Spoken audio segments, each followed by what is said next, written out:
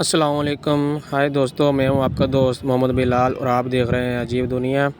हुकूमत की ईद पर स्पेशल 3 ट्रेनें चलाने की वजह से सभी मुसाफिर अपने घरों को ईद कर पाए। ईद गुजारने के बाद आए चलते हैं अपनी मंजिल पर।